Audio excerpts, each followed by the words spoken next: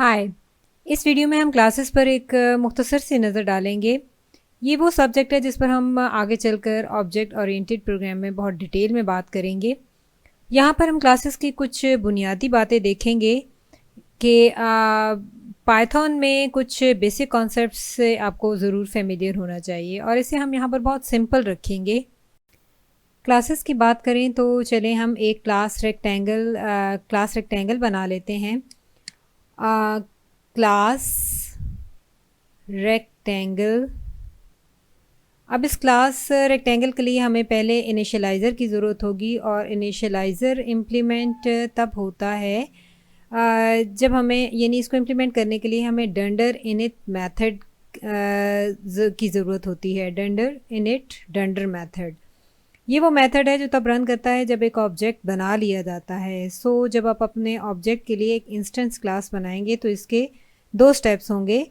Python में इस instance method के लिए जो पहला हमें आर्गुमेंट चाहिए होता है हमें यानी यहाँ पर हमें पहला आर्गुमेंट सेल्फ चाहिए होता है जो कि हमारे पास खुद ऑब्जेक्ट होता है, यानी इसे टिपिकली सेल्फ ही कहा जाता है। वरना इसकी जगह हम कुछ और भी लिख सकते हैं, जैसे अगर हम यहाँ पे सेल्फ की जगह लिख दें new object was created that was just created, यानी हम कुछ भी यहाँ पर अगर मेंशन कर लेते हैं तो काम चल जाता है। लेकिन ये कस्टमरी हो जाता है, हमें सेल्फ को ही लेकर चलना चाहिए क्योंकि सेल्फ को सब जानते हैं कि ये एक इंस्टेंस है जो कि क्रिएट किया गया है, यानी वो ऑब्जेक्ट क्रिएट किया गया है। फिर इनिट मेथड में हमें आगे प्रॉपर्टीज़ की ज़रूरत होती है जिसमें हम विड्थ और हाइट ले लेंगे। अब हम इस पर यहाँ पर विड्थ और हाइट ले लेते हैं। Self dot height is equal to height. तो यहाँ पर हमने एक क्लास इनिट मेथड के ज़रिए एक क्लास क्रिएट की है जिसमें हमारे पास एक रेक्टेंगल की दो प्रॉपर्टीज़ हैं, एट्रीब्यूट्स हैं, यानी ये हमारे पास विड्थ और हाइट। तो चलें हम आगे चलकर अपनी क्लास भी क्रिएट कर लेते हैं। यानी हम अपनी क्लास क्रिएट कर लेते हैं। ये एक इंस्टेंस ऑफ क्लास है जो अब हम यहाँ पर इसे करेंगे इंस्टेंस ऑफ क्लास 10,20। ये हमने एक सिंपल सी क्लास बनाई है और इसमें हम हमने क्लास रेक्टेंगल क्रिएट की है और इसकी दो प्रॉपर्टीज़ हैं, यानी विड्थ और हाइट। तो हम इसको देख लेते हैं, विड्थ एंड हाइट। तो जब हम इसे रन करेंगे तो ये हमारे पास इसका रिस्पॉन्स आ जाएगा।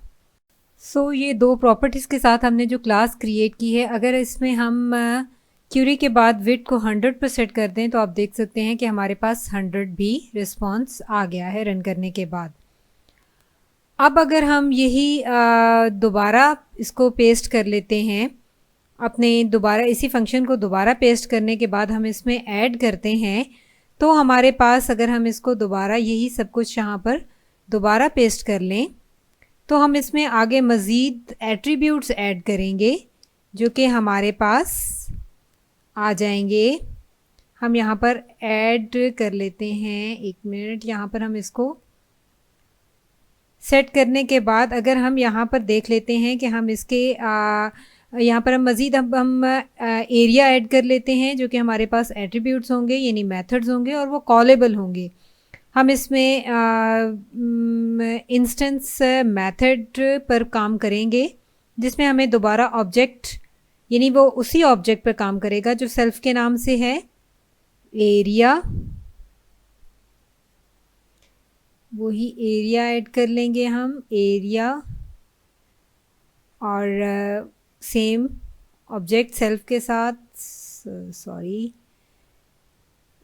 इसमें कर लेंगे। और उसके बाद अब इसमें हम कर लेते हैं रिटर्न। कॉल करने के बाद हम रिटर्न कर लेते हैं, रिटर्न सेल्फ डॉट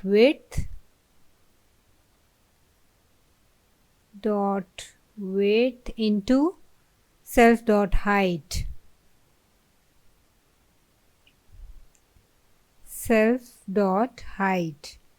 और एक नेक्स्ट दोबारा हम इसमें मेथड ऐड कर लें पैरामीटर के लिए, अगर वो भी हम इसमें ऐड कर लेते हैं, पैरामीटर,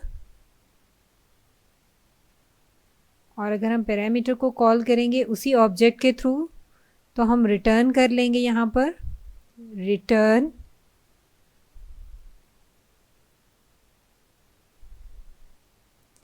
टू टाइम्स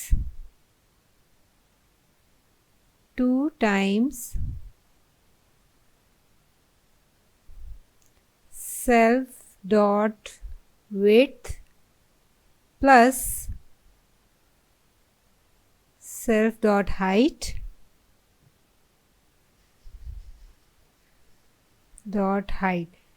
तो ये यहाँ पर हमने दो मेथड्स इसमें ऐड कर लिए हैं जिसमें हमारे पास एरिया और पैरामीटर्स हैं, और अब ये फंक्शन करेंगे क्योंकि ये एक ख़ास फंक्शन यानी डॉट नोटेशन का फंक्शन कहलाता है।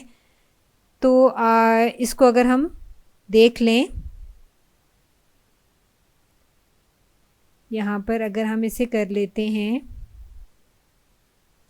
रेक्टेंगल की क्लास में, दोबारा अगर हम इसको एरिया को कॉल कर लेंगे, हम अगर रेक्टेंगल को सेट कर देते हैं 10,20 पर, रेक्टेंगल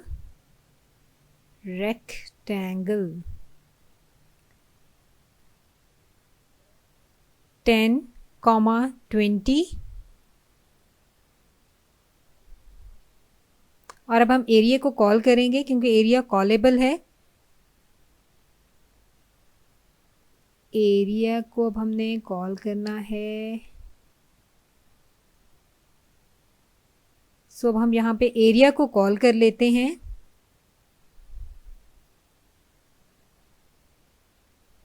इसमें हमें दोबारा ऑब्जेक्ट ऐड करने की ज़रूरत नहीं होगी, ये वही आर्गुमेंट है जो जहाँ पहले हम ऊपर ऐड कर चुके हैं, वही ऑब्जेक्ट को कॉल करेगा और यहाँ वापस आर्गुमेंट पास करेगा।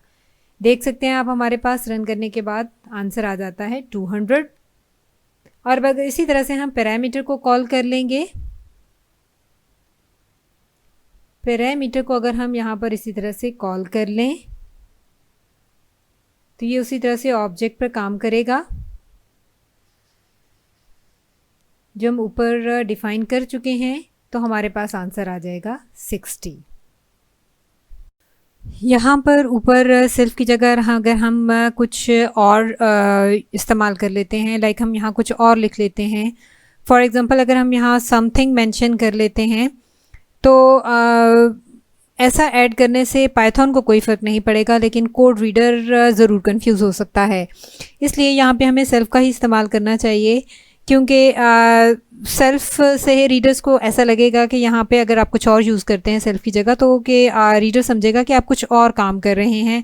और हमारे पास क्लास मेथड्स के अलावा और भी बहुत से ऐसे मेथड्स होते हैं, like class methods, static methods वगैरह। सो अगर आप सेल्फ कॉल नहीं करते तो ये फ़ौरन से जो है वो रीडर विजिबल नहीं कर सकेगा, रीडर्स के लिए विजिबल नहीं होगा कि ये एट्रीब्यूट्स के इंस्टेंस हैं। सो हमें कन्वेंशन के साथ ही यहाँ पर रहना चाहिए। अब पाइथन में नेक्स्ट चीज़ हमारे पास स्ट्रिंग रिप्रेजेंटेटिव्स भी होते हैं जो कि डिफरेंट ऑब्जेक्ट्स हैं, और इसमें स्ट्रिंग रिप्रेजेंटेटिव में मुख्तलिफ़ चीज़ें लाइक इंटीजर्स, फ्रैक्शन, डेसिमल्स और लिस्ट वगैरह भी आ सकती हैं। तो अगर आप यहाँ पर सिंपल देख लेते हैं, स्ट्रिंग 1 चेक करते हैं तो वो हमें मेमोरी एड्रेस में हमारे पास सिंपल नंबर आ जाता है, लेकिन हमें यहाँ पर एक क्लास रेक्टेंगल के लिए अच्छे रिप्रेजेंटेशन की ज़रूरत होती है। उसके लिए हम अगर यहाँ पर ऐड कर लेते हैं स्ट्रिंग के लिए एक अलग से method def to underscore string and the same object self, और उसके बाद हम रिटर्न कर लेते हैं return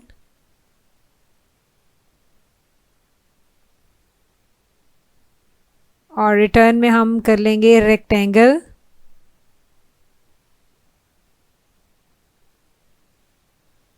rectangle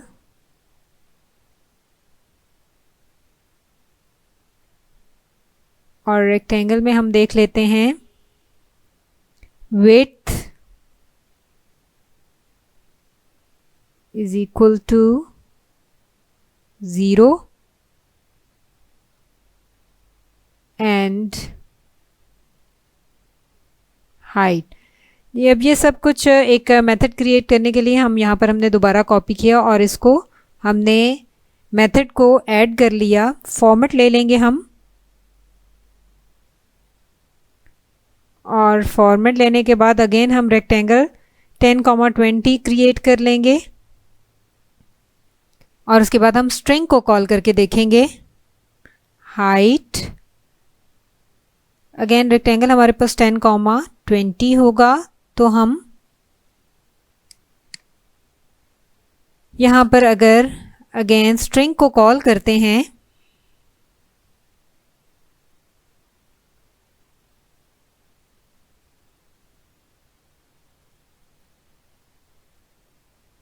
string R1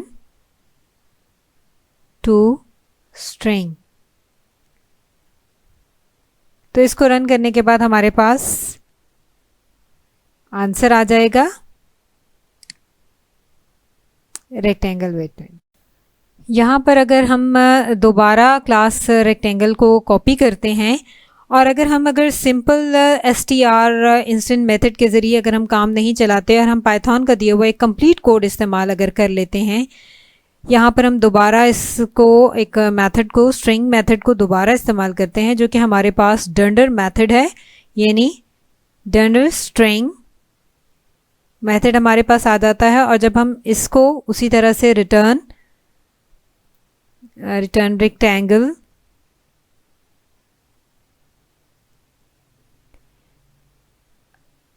width is equal to, अगर हम इसको दोबारा करेंगे तो ये हमारे पास एक मैजिकल कोड कहलाता है जो कि पाइथन का इसे मैजिकल कोड कहा जाता है, लेकिन ऑल्दो ये एक वेल डॉक्यूमेंटेड हमारे पास है। और इसमें हम ऐड करने के बाद इसको रीरन करेंगे, सॉरी, इसको दोबारा अगर हम रीरन करते हैं तो हमारे पास स्ट्रिंग हम इसको रीरन कर सकते हैं अगेन चेक करने के लिए। फॉर्मेट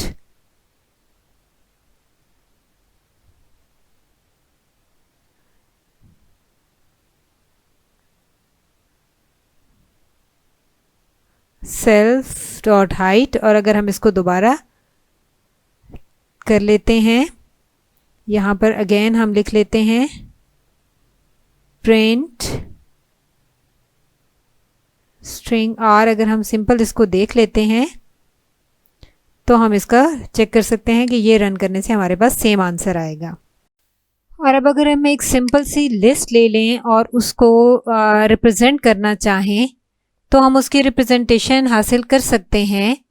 लाइक आप देख सकते हैं कि हम उसको इस तरह से रिप्रेजेंट कर सकते हैं, लेकिन यहाँ पर अगर हमारे पास डिफरेंट मेथड को इम्प्लीमेंट करने की ज़रूरत है और ये डेंडर RPR का मेथड है जिसका RPR स्टैंड करता है रिप्रेजेंटेशन के लिए। यहाँ पर हम वो यूज़ करेंगे डेंडर RPR डेंडर सेल्फ,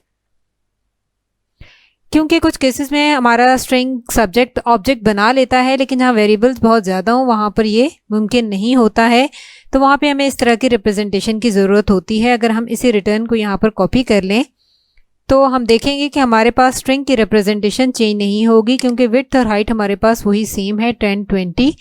तो जब हम इसको रन करेंगे तो ये किस तरह से इंसेंशिएट होगा ये हम देखेंगे कि हम इस ऑब्जेक्ट को किस तरह से इंसेंशिएट कर सकते हैं। तो आप देख रहे हैं कि रिप्रेजेंटेशन इसी मकसद के लिए की जाती है। अब अगर हम R1 की बात करें, इक्वलिटी की बात करें, तो हम कुछ इस तरह से देख सकते हैं कि क्या हमारा यहाँ पर रेक्टेंगल अगर हम कह देते हैं R1 हमारे पास रेक्टेंगल 10,20 था, और अगर हम R2 भी कह देते हैं रेक्टेंगल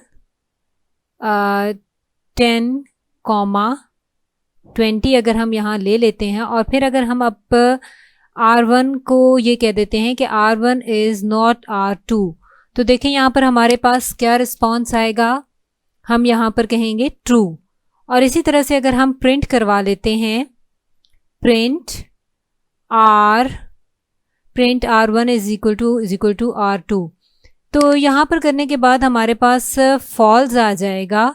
और ये एक्चुअली हमारे पास ये डिफरेंट मेमोरी है और डिफरेंट ऑब्जेक्ट्स हैं, डिफरेंट क्लासेस के इंस्टेंसेस हैं, लेकिन जब हम R1 और R2 को इक्वल करते हैं तो फॉल्स आ जाते हैं। और इनकी विड्थ सेम थी, लेकिन इनमें वैल्यूज़ डिफरेंट हो सकती हैं। इसलिए अब यहाँ पर पाइथन में एक प्रॉपर चेक करने के लिए हमारे पास एक मेथड होता है, स्पेशल मेथड है, जो कि हम डिफाइन और स्पेसिफाई करने में हमें हेल्प करता है कि हम दो रेक्टेंगल्स को कंपेयर कैसे कर सकते हैं। तो उसके लिए हम यूज़ करते हैं डेफ डंडर मेथड इक्वल EQ डंडर। ये हमारे पास एक मेथड होता है जिसमें हम सेल्फ के साथ एक दूसरा हमने यूज़ करना होता है। चूँकि हमारे पास यहाँ पर ये एक सेल्फ पर काम करेगा, लेकिन यहाँ पर एक्चुअली हमें दो ऑब्जेक्ट्स चाहिए, इसीलिए हम यहाँ पर एक अदर यूज़ कर लेंगे। और उसके बाद हम यहाँ पर रिटर्न ले लेंगे, यानी एक तो सेल्फ हो गया और दूसरा आर्गुमेंट हमारे पास अदर के नाम से होगा।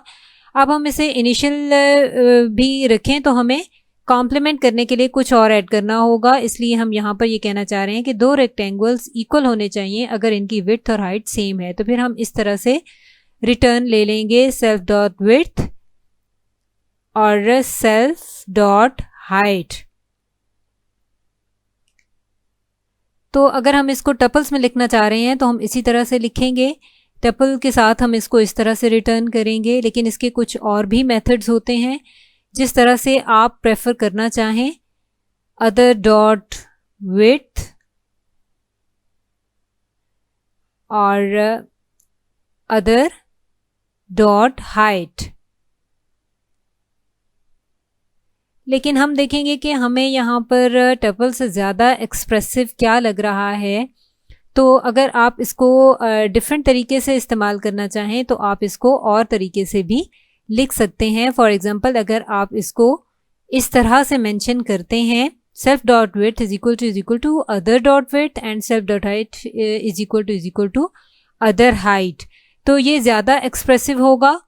और ये दोनों डिफरेंट ऑब्जेक्ट्स हैं, इसलिए ये ट्रू नहीं होगा। अब जब हम इसको चेक करेंगे तो ये हमें यहाँ पर हमें अगर हम इसको देखते हैं तो ये हमारे पास रन करने के बाद हमने यहाँ पर R2 की वैल्यू, पहले हमने दोनों रेक्टेंगल्स यहाँ पर ऐड कर लेने हैं। R1 is equal to rectangle 10,20, यानी R1 और R2 हम रिपीट कर लेंगे। और उसके बाद जब हम देखेंगे तो हमारे पास यहाँ पर अगेन ट्रू आएगा। और जब हम नेक्स्ट देखेंगे तो यहाँ पर भी हमारे पास ट्रू आया। लेकिन जब हम यहाँ पे डिफरेंट कर देंगे, डिफरेंट करके अगर हम देखते हैं तो हमारे पास R1 इज इक्वल टू को अगर हम 100 से करते हैं तो ये हमारे पास ट्रू आया। और यहाँ पर ये हमारे पास प्रॉपर प्रोसेस नहीं होगा, लेकिन हमें इसको फिक्स करना होगा। 100 के इक्वल करें तो यहाँ पर कुछ प्रॉब्लम आता है जिसे हमें फिक्स करना होगा। और इक्वल टू तो रन करेगा, लेकिन अदर के एजेंट्स यहाँ पर हमारे पास प्रॉपर्टीज़ नहीं थी। सो अगर हम इसको दोबारा इस तरह से ये श्योर करें कि ये रेक्टेंगल का इंस्टेंस है तो हम टाइप ऑफ अदर फिक्स करें, तो यहाँ पर ये कुछ रिस्ट्रिक्टेड हो जाता है, सब क्लास मेथड के साथ डील करना होता है। तो यहाँ पर ये सब क्लासेस के साथ हमारे पास एक इंस्टेंस मेथड डील करता है। इंस्टेंस अगर हम मेंशन करेंगे तो ये हमारे पास सब क्लासेस के साथ भी डील करेगा। लेकिन हमें यहाँ पर रेक्टेंगल क्लास की ही बात करनी है, तो यहाँ पर हम एल्स में फॉल्स रिटर्न कर लेंगे। इसको करने के बाद हम यहाँ पर अगर एल्स में फॉल्स भी रिटर्न कर लेते हैं, यानी अगर ये हमारे पास अप्रोच इस तरह से नहीं करता तो हम इसको दोबारा एल्स में अगर रिटर्न कर लेते हैं, यानी हम ये कहना चाह रहे हैं कि एक रेक्टेंगल दूसरे रेक्टेंगल के इक्वल नहीं है, इसलिए वो फॉल्स है। तो हम दो रेक्टेंगल्स को दोबारा क्रिएट करेंगे और ये हमारे पास, जब हम इसको दोबारा क्रिएट करके देखेंगे तो ये हमारे पास फॉल्स आ जाएगा, यानी ये ठीक बात कर रहे हैं कि ये वाकई एक दूसरे के इक्वल नहीं है। यानी हम इसको R1 और R2 के इक्वल करके देखते हैं तो ये हमारे पास, अगर हम इसको R1 100 के इक्वल करते हैं,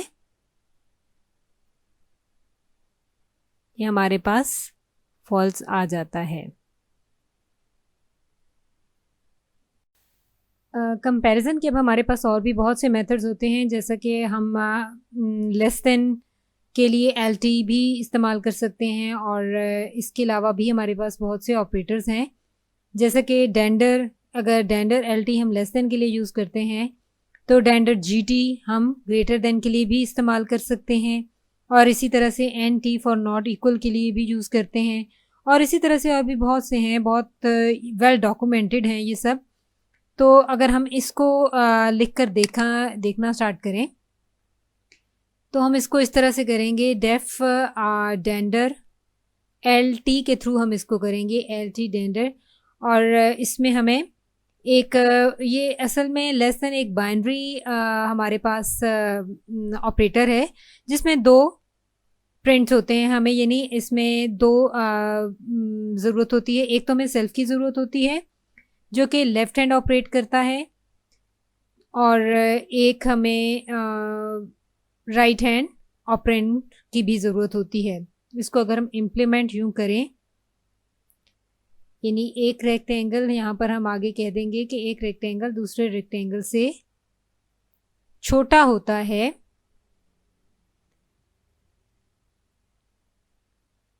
यहाँ पर हम रिटर्न करेंगे, रिटर्न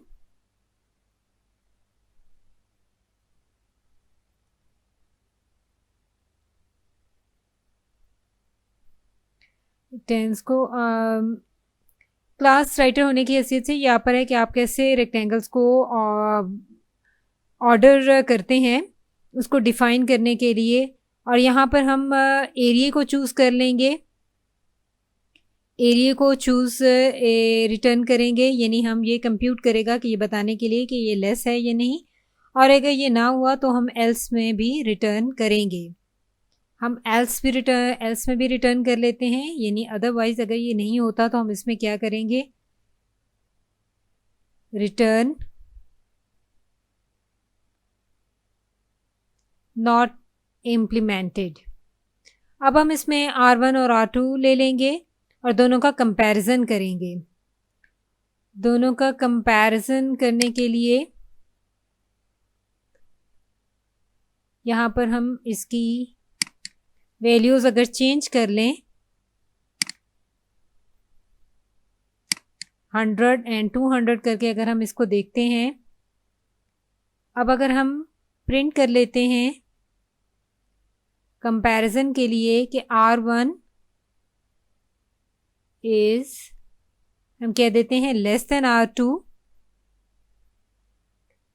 और अगर हम इसे रन करते हैं तो हमारे पास इसका रिस्पॉन्स आ जाएगा। और इसी तरह से अगर हम आगे देखते हैं R2 को हम अगर करते हैं ग्रेटर देन, तो ये भी सेम हो जाएगा हमारे पास, उसी तरह से हमारे पास ट्रू आ जाएगा। लेकिन अगर हम इसको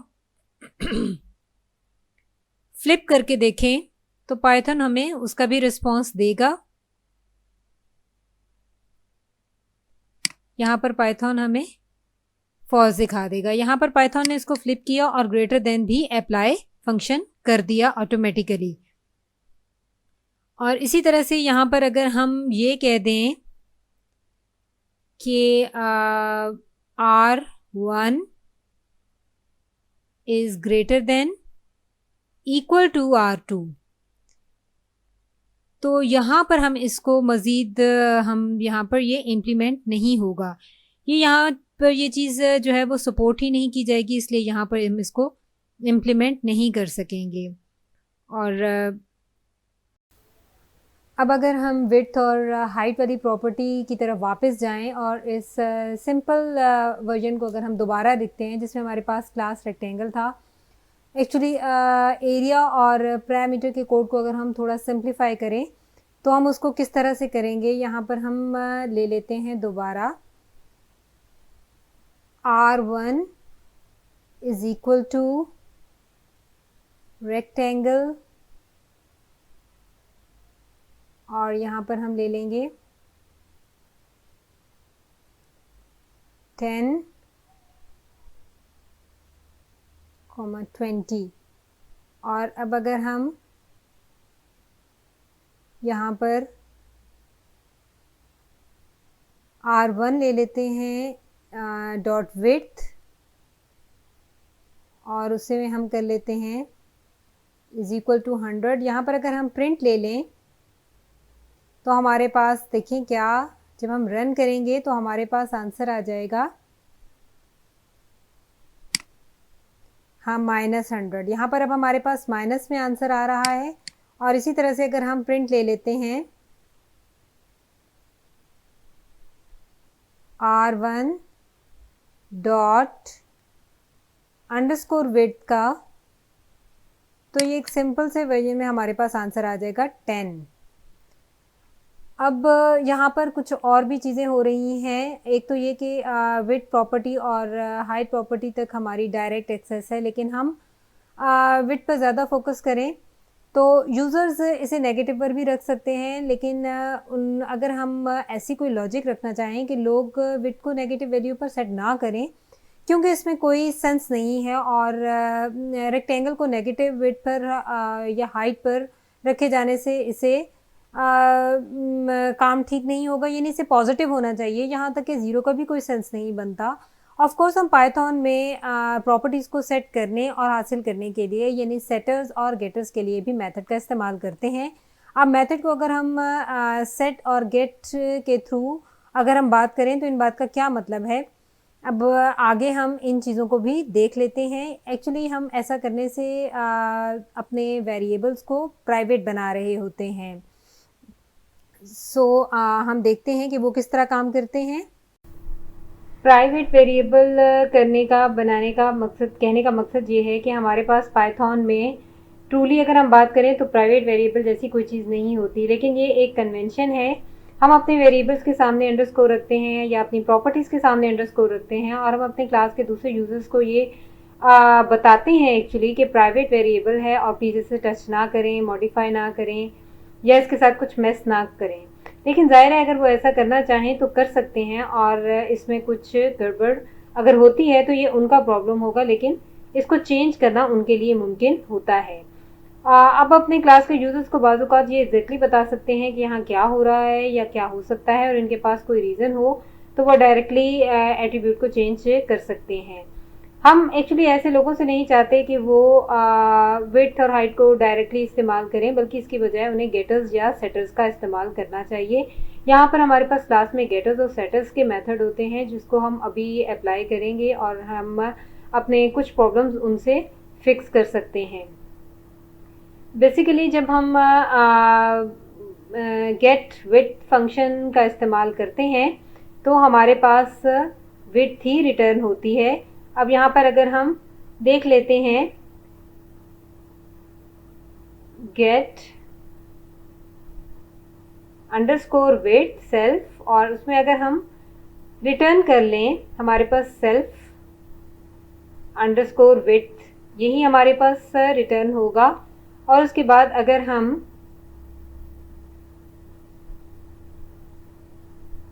एक्चुअली हम यहाँ पर अपनी सेट विड्थ को भी सेट कर लेते हैं R1 is equal to rectangle और यहाँ पर हम इसको अंडरस्कोर विड्थ को नेगेटिव भी सेट करके देखेंगे।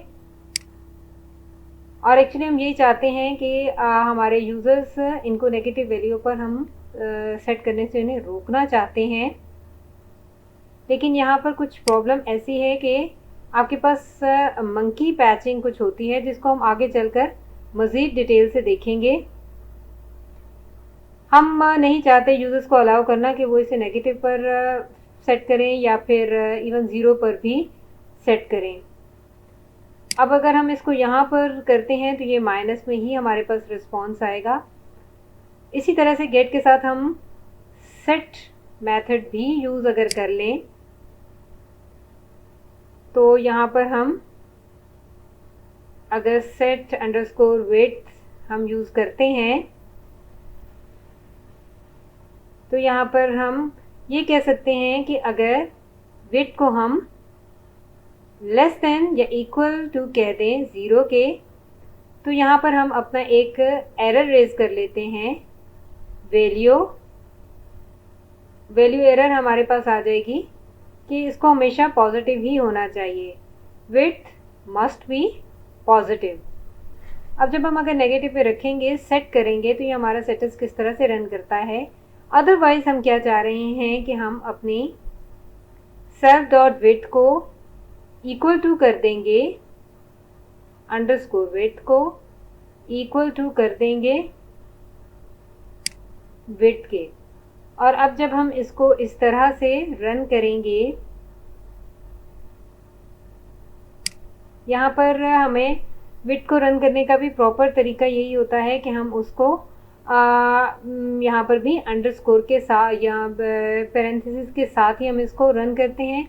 और यहाँ पर जब हम सेटस को रन करेंगे उससे पहले अगर हम इसकी वैल्यू सेट कर लेते हैं, सेट अंडरस्कोर, ये विड्थ को एक्सेस करने का एक सही तरीका है। और इस तरह से सेट प्रॉपर्टीज़ को हम आराम से देख सकते हैं, अपनी नेगेटिव वैल्यू को सेट कर सकते हैं कि अगर वो यहाँ पर नेगेटिव वैल्यू होगी तो एरर हमें यहाँ पर आ जाएगा कि विड्थ को पॉजिटिव ही होना चाहिए। तो जब हम इसको रन करेंगे, देखिए हमारे पास रन करने के बाद रिस्पॉन्स आ जाएगा कि इसे पॉजिटिव ही होना चाहिए, और यही हम चाह रहे थे। अगर हम अपना यहाँ से काम दोबारा देखते हैं तो हम ये कह सकते हैं कि एक अपनी फ़िज़िकल कंक्रीट प्रॉपर्टीज़ के बारे में अगर हम बात करें तो इनकी इनकैप्सुलेशन बहुत इम्पॉर्टेंट होती है। और जब हमने गेटर्स और सेटर्स पर इस तरह से अपनी क्लास सेट की हुई होगी तो हमारे कोवर्कर्स या टीम या जब कोई भी इस रेक्टेंगल डॉट उसको देखेंगे तो यूज़ करेंगे तो वो समझ जाएंगे कि हमें गेटर्स और सेटर का इस्तेमाल करना है और किसी दूसरे का कोड यूज़ नहीं करना है। हम अगर चाहें कि हमारे कोड कभी ब्रोक कोई ना करे तो हमें ऐसी लॉजिक ज़रूर ऐड करना होती हैं। इसकी मदद से आप गेटर्स और सेटर्स प्रॉपर्टीज़ पर अपना कंट्रोल भी रख सकते हैं। अब फॉर एग्ज़ाम्पल अगर हम यहाँ पर दोबारा करके देखते हैं स्टार्ट से, अगर हम ले लें R1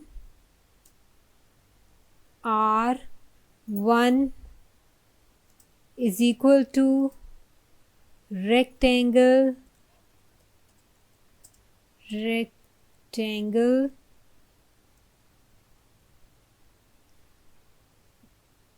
और उसमें हम अगर ले लेते हैं 10, 20,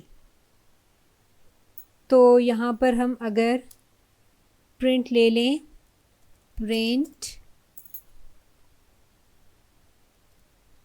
अगर हम ले लेते हैं R1 डॉट विड्थ, तो हम सिंपल यहाँ पर देखेंगे कि हमारे पास 10 आंसर आ गया।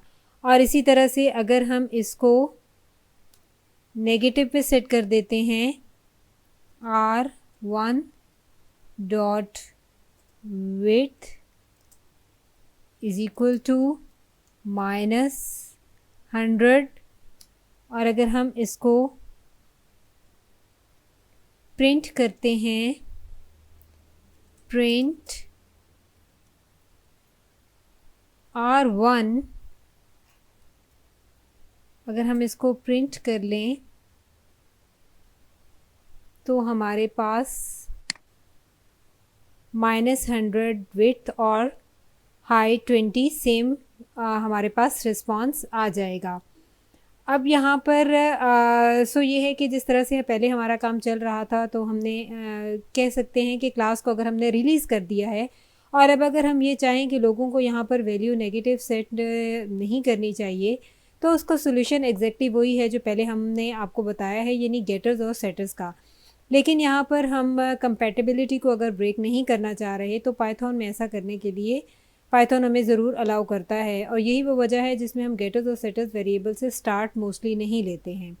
पाइथन में हमें स्पेसिफिक गेटर्स और सेटर्स को इम्प्लीमेंट करने के लिए स्पेसिफिक लॉजिक्स चाहिए होती हैं, यानी हमें कोई सही लॉजिक चाहिए होता है कि इसको इस्तेमाल नहीं करना। और अगर प्राइवेट वेरिएबल तक की एक्सेस का कोई प्रॉब्लम ना हो, तो लोग इसको डायरेक्टली किसी भी तरह से मॉडिफाई कर लेते हैं, और हम किसी को मजबूर भी नहीं कर सकते कि वो गेटर्स और सेटर्स मेथड का इस्तेमाल ज़रूर करें। बाज़ात लोग गेटर्स और सेटर्स का इस्तेमाल बिल्कुल भी नहीं करते, वो ट्रांसपेरेंट ही काम करते हैं और इवन वो इन चीज़ों से अवेयर भी नहीं होते हैं। सो विड्थ तक पाइथन में अगर हमने विड्थ तक डायरेक्टली एक्सेस करना हो, तो कुछ पाइथन में ऑफिशियल काम होता है, और वो हम काम कैसे कर सकते हैं, एक फ़ंक्शन के ज़रिए। इस फंक्शन को हम कुछ इस तरह से ऐड कर सकते हैं जिसमें हमें विड्थ रिटर्न हो जाएगा। तो उसके लिए एक स्पेशल डेकोरेटर का इस्तेमाल किया जाता है, जैसे एट द रेट। हम यहाँ पर एट द रेट प्रॉपर्टी का इस्तेमाल अगर कर लें, तो फिर यहाँ पर हम विड्थ को रिटर्न कर सकते हैं। और ये एक स्पेशल सिंटैक्स है, यानी ये ऐड प्रॉपर्टी जो कि एक डेकोरेटर है, और हम इसको सिंपल विड्थ का फंक्शन में इस्तेमाल कर सकते हैं। रिटर्न अगर हम कर लेते हैं और इसमें हम कोड कंप्लीट करेंगे अपना अंडरस्कोर के ज़रिए, और इस तरह करने से हम बहुत कुछ यहीं पर फिक्स कर सकते हैं। यहाँ पर हमें अंडरस्कोर विड्थ और अंडरस्कोर हाइट ऐड करना होगा अपने फंक्शन को कंप्लीट करने के लिए, और इस तरह से हम अपनी प्रॉपर्टी को फिनिश कर सकते हैं। अब अगर हम यहाँ पर हाइट के लिए भी मज़ीद इसी तरह से अगर हम मेंशन कर लें, यहाँ पर हमें ये विड्थ के लिए डायरेक्ट एक्सेस देता है, और इसी तरह से हमें हाइट के लिए भी डायरेक्ट एक्सेस देता है, हमें कोई पैरेंथेसिस ऐड नहीं करनी पड़ती हैं, और इसमें कंफ्यूज होने की ज़रूरत नहीं, ये हम उसी तरह से यूज़ करते हैं, और हम डायरेक्ट एक्सेस प्रॉपर्टी तक कर सकते हैं। अब अगर हम इसको यहाँ पर रन करेंगे, तो हमारे पास वही रिस्पॉन्स आ जाएगा, यानी हम डायरेक्ट वहाँ तक अपने उस मॉडिफायर के ज़रिए, डेकोरेटर के ज़रिए हम एक्सेस कर सकते हैं। और इसी तरह से अगर हम यहाँ पर सेटर ऐड करना चाहें, तो उसके लिए हम सेटर भी ऐड करते हैं। हम अपने विड्थ की सेटर को अगर सेट कर लें, क्योंकि अगर हम इसकी ज़रूरत हमें उस वक्त होती है जब हम चाह रहे होते हैं कि हमारी वैल्यू नेगेटिव पर ना सेट की जाए, तो उस सूरत में हमें ये गेटर इस्तेमाल करना चाहिए। और अगर हम यहाँ पर सेटर और इसी तरह से हम self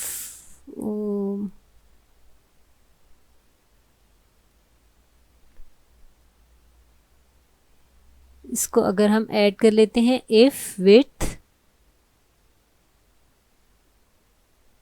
less than equal to 0 कह देते हैं, और फिर यहाँ पर हम एक वैल्यू रेज कर लेते हैं, यहाँ पे एरर रेज कर लेते हैं, यानी वैल्यू एरर, कि अगर हमारे पास ये 0 से कम आती है वैल्यू, तो हम वहाँ पे एक एरर रेज कर लें, और उसमें हम ये मेंशन कर सकते हैं width must be positive.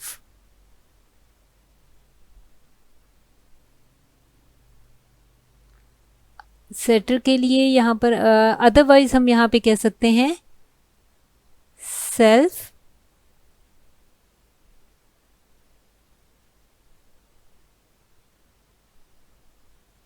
Is equal to width.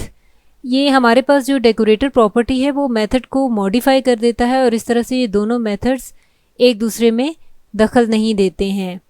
हम एक इसी तरह से विड्थ सेटर, यहाँ पर हमने हाइट की प्रॉपर्टी को सेट किया है, लेकिन वो वर्क नहीं करेगा क्योंकि हमारे पास यहाँ पर सेटर नहीं है।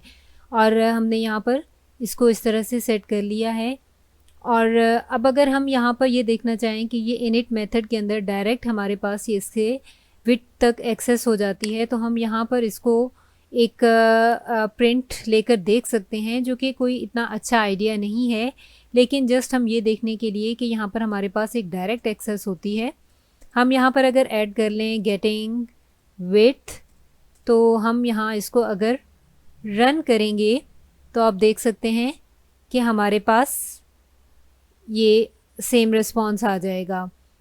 लेकिन इसको हम यहाँ से डिलीट कर देंगे क्योंकि इसकी ज़रूरत नहीं है।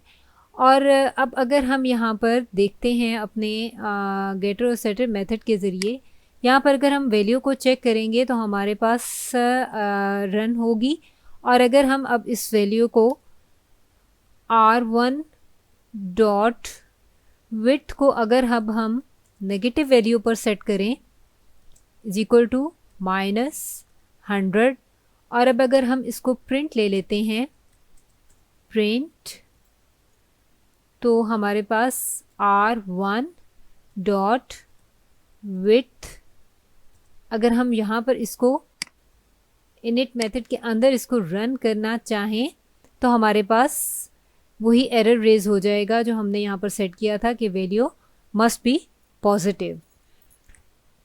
अब ये हमने गेटर और सेटर मेथड के ज़रिए एक्सेस देखी। अब इसके बाद अगर हम ये देखें कि हम स्ट्रिंग में यहाँ पर हम डिफरेंट अगर जगह पर सेल्फ डॉट विड्थ, यहाँ पर हम अंडरस्कोर विड्थ ऐड करके काम करना चाहें, तो यहाँ पर ये एक्चुअली इस तरह से काम अभी फ़िलहाल नहीं करेगा, हम इसको बाद में डिटेल से देखेंगे। लेकिन हम यहाँ पर इसको कॉल कर सकते हैं, अंडरस्कोर विड्थ को कॉल हम कर सकते हैं, डायरेक्टली अंडरस्कोर भी कर सकते हैं, लेकिन हम इनिशियली ऐसा ना ही करें तो ज़्यादा बेहतर होगा। और हम प्रेफर करेंगे कि हम गेटिंग मेथड को का इस्तेमाल ज़रूरत पड़ने पर करें, ताकि जब कोई हमारे पास लॉजिक को अगर हमने चूज़ किया है तो ऐसे केसेस में हमें अगर ज़रूरत नहीं है तो हमें एक्स्ट्रा फंक्शन यहाँ पर करने की ज़रूरत नहीं है, और गेटिंग मेथड के ज़रिए हम डायरेक्टली यहाँ पर हिट कर सकते हैं। और अगर हमारे पास नेगेटिव वैल्यू को हम इन मेथड के अंदर रन करें तो हमारा वैल्यू यहाँ पर एरर रेज की है, आपने देखा। इसी तरह से हम इंटरनली फ्री मेथड रन कर सकते हैं गेटर और सेटर के ज़रिए। तो ये था हमारे पास एक ब्रीफ सा क्लासेस के बारे में, और अब हम इसको मज़ीद डिटेल से आगे देखेंगे। सो थैंक्स फॉर टुडे, मिलते हैं नेक्स्ट वीडियो में।